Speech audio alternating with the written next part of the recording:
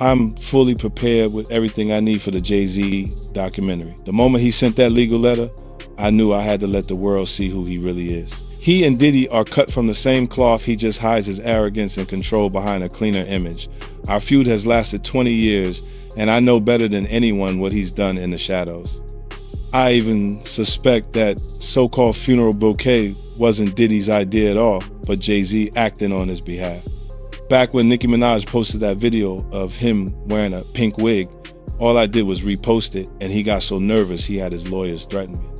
In 2015, Nicki worked her ass off helping him build his platform, and he allegedly pocketed her $7.9 million in royalties. And then there's his fingerprints all over key incidents through the years, whether it's the elevator footage or the guest list at Diddy's parties. He was involved, clearly, but somehow he always walks away untouched. That's what he's best at, pulling strings behind the scenes while pretending to be spotless in public. And now that a corner of the darkness has been ripped open, I'm not stopping. Everything my team and I are doing isn't about attacking anyone, it's about making sure the truth can't be buried by him ever again. Jay-Z ain't answering the phone? He ain't answering the motherfucking phone. Yeah, it's like this, like We had a black billionaires lunch. black excellence. They're sitting there like, yeah. It's the billionaire brunch. You're like, I hate you, man. And we here together and we gonna keep staying together. We getting tighter. unaware of anything going on here. This is the one time I'm gonna be with you this year. Yo, I feel like I'm normal again. Get me out of here. Right here. No way, no. Jay-Z is reportedly under intense scrutiny after 50 Cent allegedly leaked details of private communications between him and Diddy, sparking a wave of new controversy online. The alleged messages have reignited long-standing rumors and accusations that have circulated for years about the two music moguls. If these claims gain traction, the situation could become deeply damaging for Jay-Z's public image, as critics argue that past allegations tied to Diddy may now face renewed attention. With speculation spreading rapidly across social media and the entertainment industry watching closely, the unfolding situation is quickly becoming one of the most talked-about controversies surrounding hip-hop's biggest names. Sean Carter aided and abetted or was directly involved. It's about to get real tense, and there's a lot of girls and boys who are still trapped inside the... In several interviews, 50 Cent has made it clear that he was never part of Diddy's inner circle. According to him, certain invitations and situations years ago made him uncomfortable, which is why he chose to keep his distance from that environment. That decision, he says, is the very reason he feels confident speaking openly now. When the allegations surrounding Diddy began making headlines, 50 Cent explained that he learned about them the same way the public did, through news reports. However, he also admitted that the revelations didn't shock him, suggesting that some of the rumors circulating today were things he had long suspected. Jaguar Wright explained that Jay-Z is worse than Diddy. She explained how Jay-Z has done worse things than what Diddy did to Cassie to other females. And she said that she has the scars to prove it. She alleged that at one time Jay-Z attacked her and got it on film like Diddy did. And she alleged that this is why Jay-Z is totally pulling away from Diddy and you don't see him around. And it's been alleged for quite a while that Jay-Z is pulling away from Diddy because he doesn't want himself caught in the crossfire. I mean, you even have 50 Cent at this point talking about how Jay-Z is in hiding while this whole Diddy thing blows over. And you even have these accusations of Jay-Z being responsible for what happened to Cassie White. So I'm going to go ahead and roll you guys this clip of everything that Jag had to say about Jay-Z being worse than Diddy, and you guys let me know what you guys think about all this in the comments. Sean Carter is just as bad as the diddler. And I know that for a fact. I got the scars to prove it. You want to know what a box cutter feels like going into your skin and ripping you? I can tell you how it feels.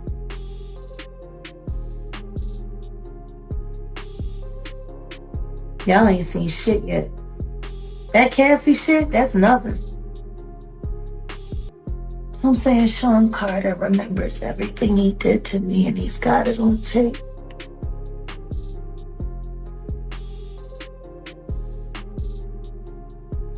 just like Diddy.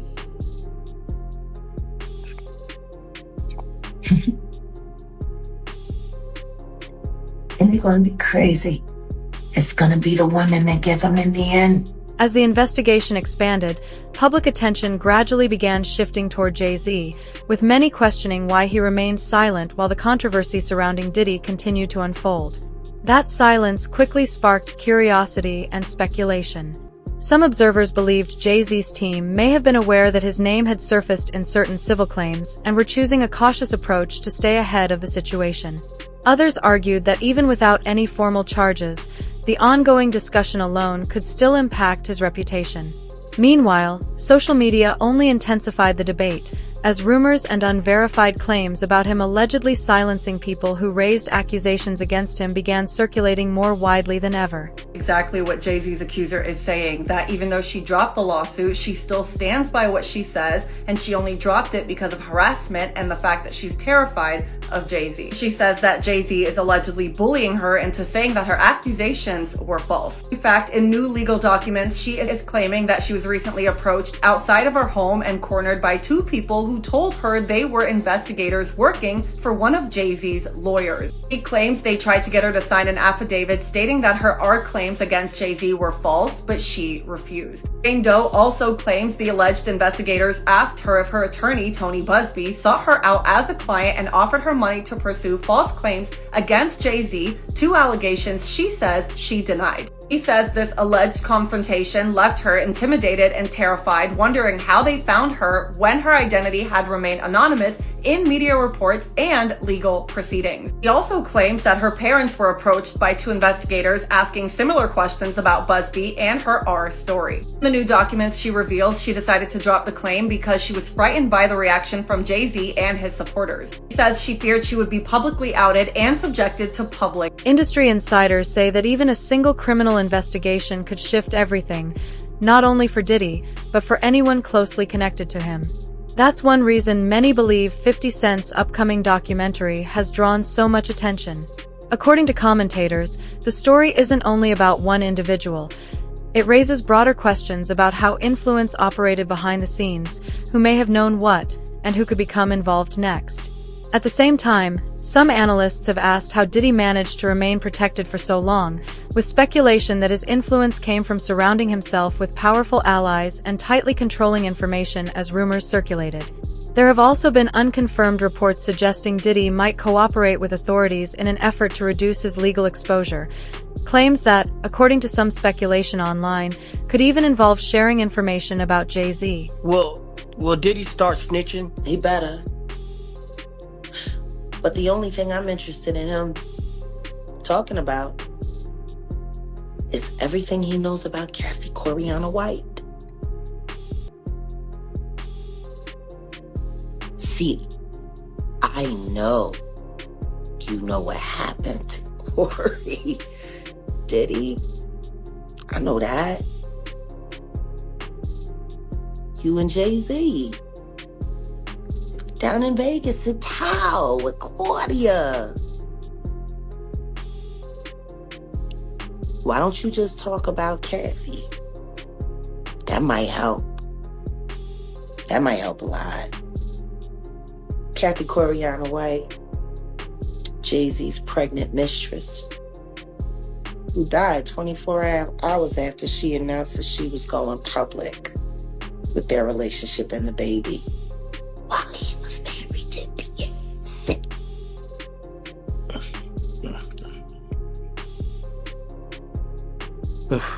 Was it an aneurysm, Diddy? Or are you the one who paid the same coroner that you...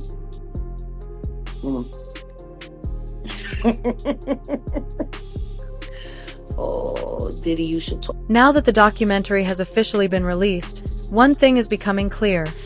This story isn't just about the past, it's about what could happen next. With every new detail, attention continues to grow around the people who remained silent throughout the controversy, especially Jay-Z.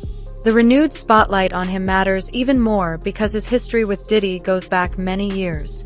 Former bodyguard Gene Deal, in particular, did not hold back when he was asked about Jay-Z's connection to Diddy.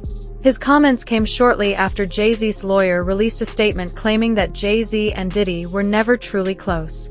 But from Gene Deal's perspective, that explanation simply didn't add up. How close was Diddy and Jay-Z?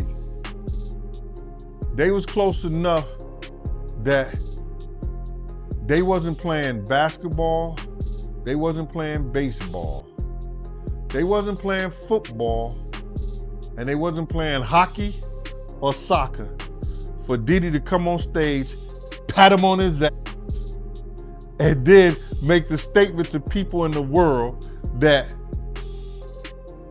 can't nobody call me Sean but Jay-Z. Now, I don't know what kind of statement, and I can't say, I wish I could say half a homo, but I know I can't say it. But I don't know what kind of half a homo that is. And you trying to say that you're not close to somebody. You coming on stage, patting them on their ass, and then you making a broad statement to the public, can't nobody call me Sean but Sean Carter. And I heard Jay-Z said the same thing about them. But they were so close that they had matching white girls together. Because when they used to see each other, they used to say, yo, how your skinny white girl doing? He'd be like, yo, how your skinny white girl doing?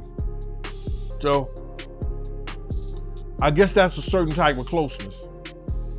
I ain't know anything about that, man. I ain't know about, Jay touching his, ass. I gotta go see the video. I ain't hear about that. Come on, man. Everybody's seen that. 50 even pointed it out. Excuse me. When they was in ATL on stage. Remember when 50 bum rushed the stage with them? Yeah, I think I recall that. When Puff came on stage, first thing he did was pat Jay-Z on that. But I forgot. That's your favorite rapper.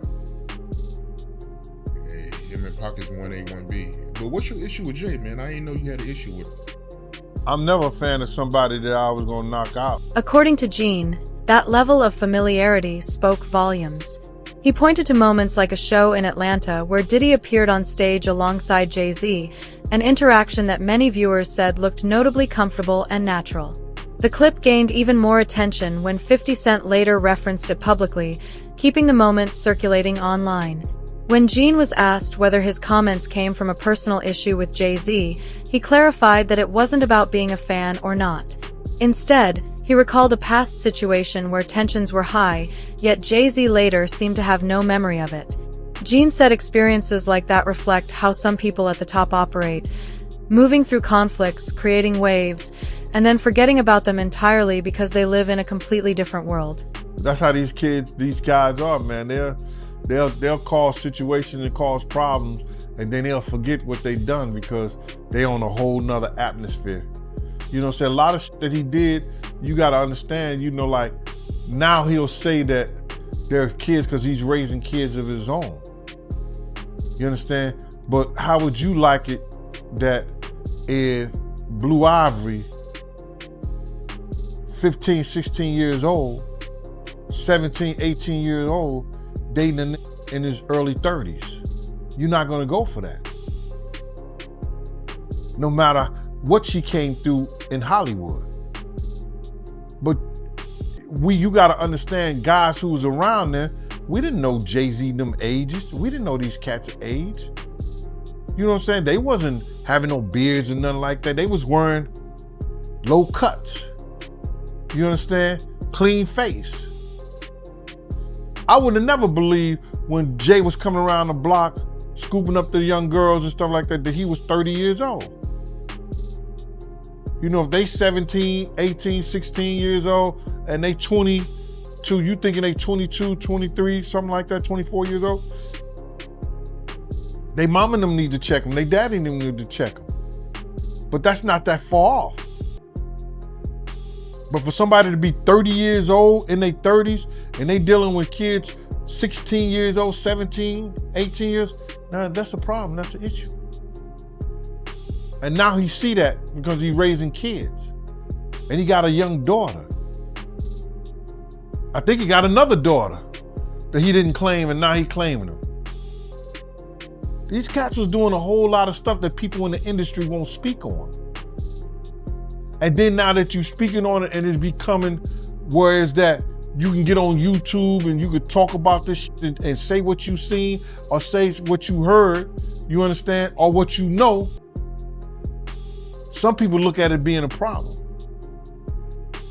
But these cats ain't street cats. They entertainers. Dame Dash, once known as one of Jay-Z's closest allies, recently addressed the serious accusations now circulating around the rap mogul. What struck him most wasn't only the allegations themselves, but the dramatic shift in how the public is responding. According to Dash, he had never witnessed Jay-Z face this level of open scrutiny before. For decades, Jay-Z appeared almost untouchable in mainstream media, rarely facing sustained criticism or controversy. But this time, Dash suggested, that sense of protection seems to have faded, and the conversation surrounding Jay-Z is unfolding in a way the public has never seen before. It's just odd to see him in that, getting looked at in that way by white people. Like Jay does, yeah, like I hope that shit didn't happen, but I'm like, damn, they turned the world real. Like people on a certain level have been fucking with him a certain way where he couldn't do no wrong for like 25 years straight.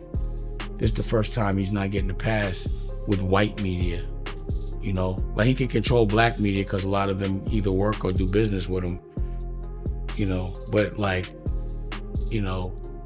Drink Champs can't get him out of this one, and neither can Charlemagne, because those are the guys that hold him down no matter what he does anyway. So he got to get to People Magazine and Entertainment Tonight right now, because they on his head. But the question is why? Like why now? Because for me, I'd be like, yo, that's so ridiculous, yo, take that to trial. You're not gonna win. Let's get a deposition or something, So I don't know why they get on his head so much, pause. But I never seen him, under this, I never seen him in this position to have to explain himself. Pause. How do you feel about the statement he came out with? I mean, I didn't hear him say anything. I heard a piece of, like I said, for me, I'm doing an interview, so I talk. I thought it was long. For a statement, I thought it was long, pause. But, I think right now, his silence is the worst thing for him. If he is innocent, he needs to let people ask him questions, and he needs to be able to say his side of the story, as opposed to letting that lawyer. Like I don't think I would have said that he didn't know Puff at all or wasn't his friend. I thought that was a little extreme. I thought that was the wrong choice of words. I think that's gonna trigger a lot of backlash. But the thing is, I never seen him get backlash at all. So that's what I'm saying. Now he getting backlash. Like, when did you know Jay-Z to be on his heels other than when he got beat up in the elevator? But that was nothing. But I've never seen him under the fire ever. Not in a long time. Not like, I've never seen people on his head like that, Paul. Ever. Yeah, this might be my first time seeing people come at him like this. Like I said, I didn't hear him say anything. Like, I'm not some white man speaking for another black man doesn't add up. It just doesn't work like that. Like, he doesn't know what to say on Jay's behalf. Jay would have to say that. So if he instructed him to say that, like, you don't even know if Jay told him to say that. He could have got off the stage and they was like, why'd you say that? He was like, I had to. Like, he probably said it because homeboy wouldn't. You know what I'm saying? So who knows? Like, I didn't hear him say anything. I haven't heard Jay say a word yet. Have you? Nah, I haven't heard him say anything. There it is. So y'all going by a piece of paper with words, don't get caught up in that. I have not heard him say one thing yet. Until I see him speak, he hasn't spoke to me. That's why I said I don't think he did not say that. His lawyer said it. So what else is a lawyer gonna say? What surprised Dame Dash the most is that this is the first time he can remember Jay-Z being pushed into a truly defensive position, aside from a few isolated moments in the past. For most of his career, Jay-Z has rarely had to publicly explain himself or respond to sustained criticism. But now, according to Dash, the pressure surrounding him feels constant and unavoidable. That raises an interesting question. Why does 50 Cent appear so determined to call him out? The history involving Sean Diddy Combs alone doesn't seem to fully explain it. According to Tony Yayo, the tension between 50 Cent and Jay-Z goes back many years and is rooted in rivalry, loyalty, and the competitive nature of hip-hop. Yayo explained that clashes and ego battles have always been part of the culture, but over time many artists grow and move forward. He pointed to a recent performance where 50 Cent shared the stage with Dr. Dre and was later joined by Cameron, a moment that showed how past rivalries can eventually turn into respect. Cameron has also suggested that Jay-Z often prioritizes business over the culture itself, and Yayo said he understands why some people feel that way. In his view, Jay-Z frequently appears at major corporate style events but hasn't always shown the same support for key hip-hop moments that artists like 50 Cent consider important. And there was this one part where 50 was talking, and he was saying, yeah, when Yayo was locked up, every G-Unit show, we actually put aside the money. Bro, I told for him, and he had like Yayo had like $1 million. Right. I just told you when I came out of my building, I see the Statue of Liberty. Yeah. There was no way I was getting shot there. And this is what I kind of tell you is like, we was talking about stacks with the Porsche. 50's not gonna let you say, get the Porsche. He gonna say, let's get him out the hood first. You know, if the money's there, but the money has to be there for you to live like that. The money's there. 50 didn't have to do that. Rest in peace to Hervé from Interscope, because he always said to me, man, 50 do more for you than any artist, than anybody does for their artists, more than Jay-Z. Young Guns is right there. Tony Yayo said the biggest difference between Jay-Z and 50 Cent comes down to approachability. In his view, Jay-Z operates on an incredibly powerful level in the industry, but he often feels distant from the people around him. 50 Cent, however, may hold just as much influence, yet he still makes a point to show up for others and stay connected to the culture and the people who supported him early on. Yayo emphasized that artists should never forget the communities and supporters who helped build their careers in the first place. He then pointed to a moment that really stayed with him, the controversy surrounding the Super Bowl 56 halftime show. According to what Yayo had heard, Jay-Z was reportedly hesitant about including 50 Cent in the lineup, and it was Eminem who stepped in and made it clear that he wouldn't perform unless 50 was part of the show. For Yayo, that situation felt personal and reinforced the deeper tensions that have existed behind the scenes for years. Well, speaking of Cameron, yeah, he made a statement recently. He said that Jay-Z loves money more than hip-hop. And he pointed out that Jay-Z performed at Tom Brady's Hall of Fame ceremony, but he didn't perform in any Hip-Hop 50 events.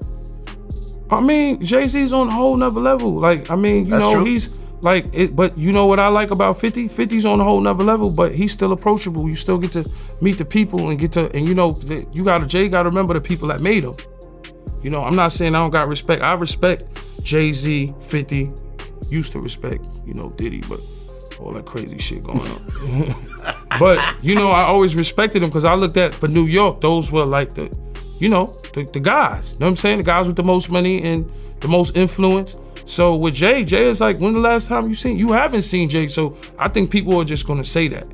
You know what I'm saying? But for me, I mean, Jay, you know, you gotta remember, he didn't want 50 at the Super Bowl. That was crazy. I'm like, wait, Jay didn't want 50 at the Super you didn't Bowl? know that? Yeah, he didn't want. I remember Eminem pushed for it. That was some hater shit. Yeah, I remember Eminem was like, I'm not gonna do it unless 50 does it. I heard that. Yeah, but I didn't know that Jay was trying to stop it. I don't think Jay. I don't know. 50 never told me that, but I don't think Jay wanted him there. I don't know. Because of what? Some of the. I mean, you know, it's competition. You got to think. 50 always been competition for Jay. Remember, I'm about $1. What the fuck is 50 Cent? That was a long time ago. That was what, 9? What was that? But 9? But after that, they did a song together. Remember the whole? Of course, but 50 was sneaker 50 thing? was always competition for niggas.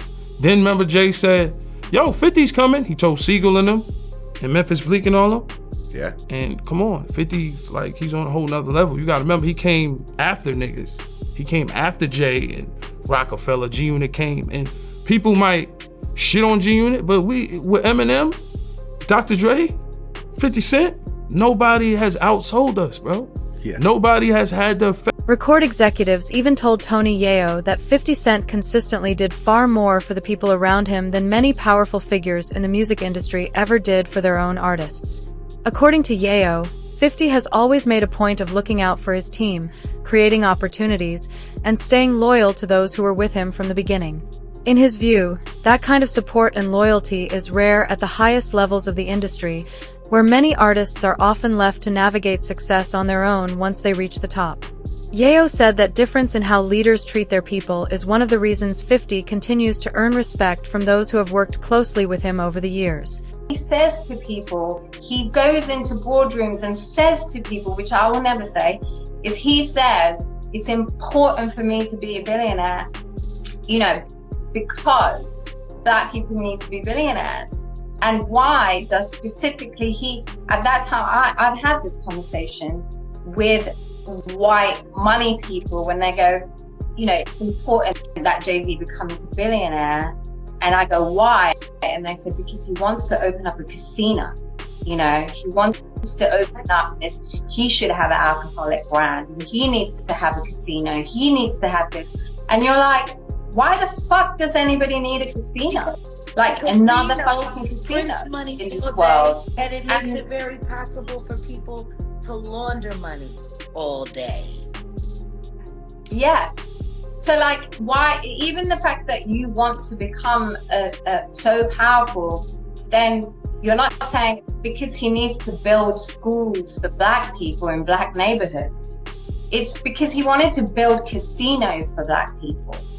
For them to keep wasting their money, and then for him to keep Yes. them overpriced merchandise. It's a rat trap. Yeah. All of it is. The sad part is that hip hop has now turned itself over to this greed machine and doesn't realize it's time to Over time, the relationship between Jay-Z and Diddy reportedly began to deteriorate, with people close to their circles suggesting that trust between them slowly started to fade. According to those accounts, tensions grew as concerns emerged about who might protect themselves if things ever turned against them. The once powerful alliance that had defined much of their presence in the industry no longer seemed as solid as it once did. Singer Jaguar Wright has even gone further, claiming that Jay-Z may have played a behind-the-scenes role in Diddy's downfall, though it's important to note that these claims remain allegations and have not been proven. Why does it all come to a head now? Why now? Why? Because he's the acceptable monster at this time, like R. Kelly was the last time I sat on this couch. So who's next? Y'all don't see the lineup? Yeah, we see the lineup. I'm just waiting to see who's next. Jay-Z is setting Diddy up. Why is everyone having such a hard time? He ain't doing shit different. He lined up D-Haven, stole his life and identity. He lined up Big L, stole his life and identity. He lined up Dame Dash, stole his life, identity, and took his love. Lined up R. Kelly. He wants to be the one. Yeah, shout out D-Haven. He actually hit us up, wanted to tell this story. You need to talk to D-Haven. Yeah, we need to talk to him. I told you that last year when I put you on the phone with him. You did. Roger Bonds, who once served as the head of security for Sean Diddy Combs, also shared his perspective on what the relationship between Diddy and Jay-Z actually looked like behind the scenes. According to Bonds, he did see the two interact on different occasions, but he never believed they were as close as many people assumed. From his point of view, the connection between them appeared more distant than it was often portrayed publicly.